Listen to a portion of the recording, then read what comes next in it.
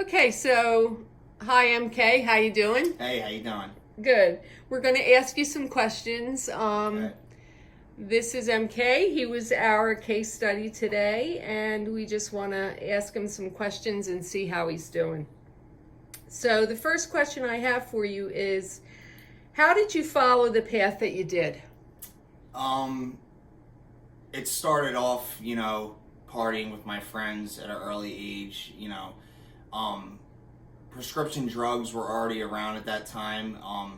So people around me were using it, and I had already experimented with alcohol and marijuana. So I was already on a downward spiral, and I didn't have any fear in me, and I was curious, and I ended up, picking up those things. And it was a little bit of both as well, because I remember when I was young, I had gotten a root canal, and this dentist had prescribed me a month's worth of oxycodone. And I remember I had told my friends at school, and they're like, "Oh, you should take the bottle, and we'll do it." And I did, and that was my first taste, and it turned out to be a lifelong struggle. Okay.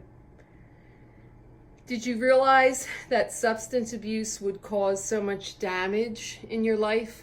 At first, no, and then once it got to the point where it was a problem, I was still coherent enough where I knew it was causing damage, or it was, but once I was completely addicted, I was so numb to the fact that it was causing damage, and the only thing that mattered was getting high. And it was masking everything that I was feeling deep inside, the guilt, the shame, the resentment, all those things. So Okay. If you could go back and change, would you, and maybe what would you change if you could go back? um I think every single person in this world would go back and change things.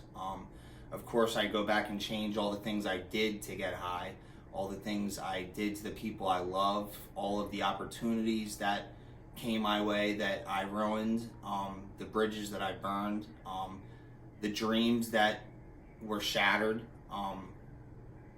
all those things. But on the same token, today I'm grateful that I went through the things that I went through, because now through recovery I have an opportunity to help other people that went through those things, and there is a beautiful outcome through recovery. So it's both sides. That's awesome.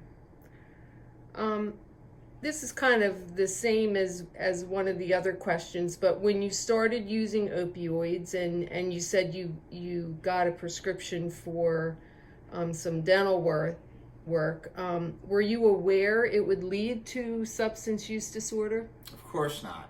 You know what I mean? It was just, at first it was just a so-called innocent thing, you know what I mean? And people around me were doing it, and it just led to a problem. Mm-hmm. How many times did you go into recovery and then fall back into addiction? Um, in my journey, I can't even count. It's been a struggle for years, almost 20 years. And, I've tried every possible thing. And what it boiled down to is, you know, they say you have to hit bottom a lot in recovery. And, if you keep going back, you're going to hit a lot of bottoms. Mm-hmm. And, I, it's just, I don't know. Um, what are the reasons that you want to stay clean and sober? Well, of course, for my family, first and foremost, myself, obviously. Today I have a sane mind. I'm grateful. And, one big thing in recovery that keeps people clean is surrounding yourself with people that have went through the same thing. Positive people. They don't have to necessarily be people in recovery. And the biggest thing is helping others. That's what keeps people clean. Mm-hmm. and those are the things that keep me sober today. Does having a sense of self-worth help also? Absolutely. You got to strive to be the best you every single day. That's why they say in recovery, one day at a time. You got to take it every day at a time, but every single day you have to try to be better than you were the day before. And a lot of times people in recovery, they will go through things and end up falling back into old behaviors, not necessarily relapsing, but that will lead to a relapse because they end up getting discouraged, and people like addicts especially, we like to beat ourselves up.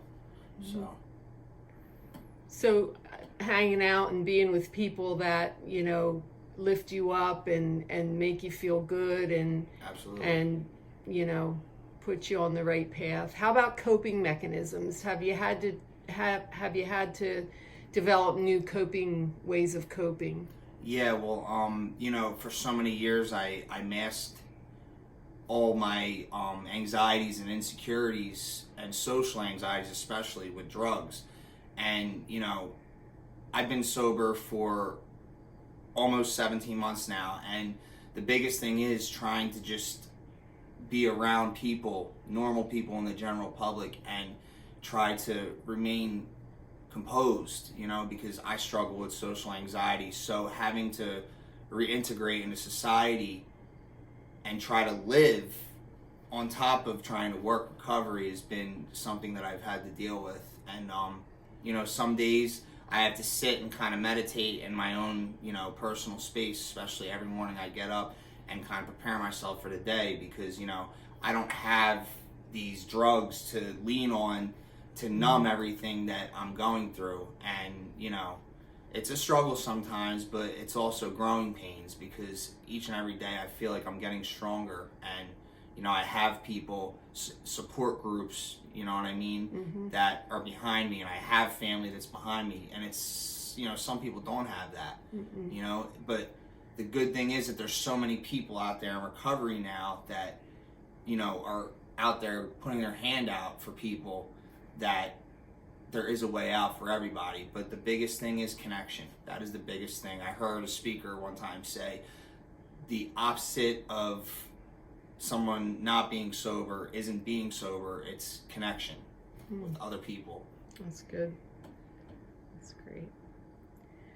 What do you think are the most important things you're doing right now that are keeping you sober or keeping you clean? First and foremost is working on myself and my recovery every single day. And, for me, that is support groups. I have a sponsor. I have somebody that I can call. I have multiple people within that support group that I can call. I have my own faith, you know what I mean? And that's the foundation of my recovery. I have a great job, you know what I mean? I can wake up, I can support my family. My family is behind me, which is a blessing, because in addiction, you do terrible things to people, and, they're right there with you in that addiction, so you're bringing them down. These are things that I'm grateful for, and,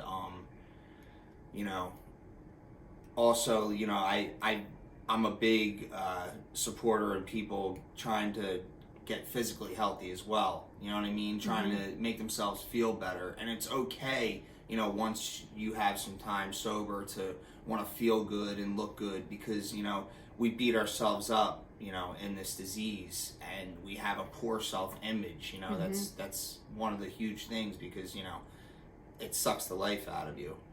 And when you come out of it, you have no self-respect whatsoever, so you're spiritually bankrupt, you know what I mean? I'm sure. So I guess taking care of yourself and, being around people that are positive and sober and know where you are in your journey, I guess that really helps.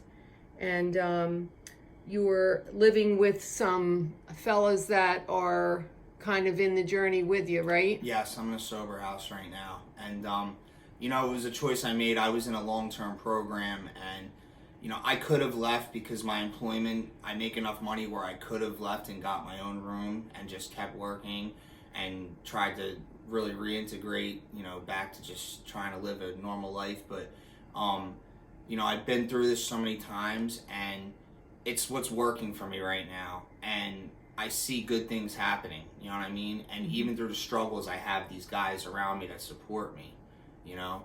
And another huge thing is helping other people, because any recovery group you get involved with or whatever you do, when you help other people that are going through the same thing, that's what keeps you clean, you know? Because people that help me, they're doing it for their recovery as well. Right. So you pass it on, it's paying it forward. Yep. That's awesome.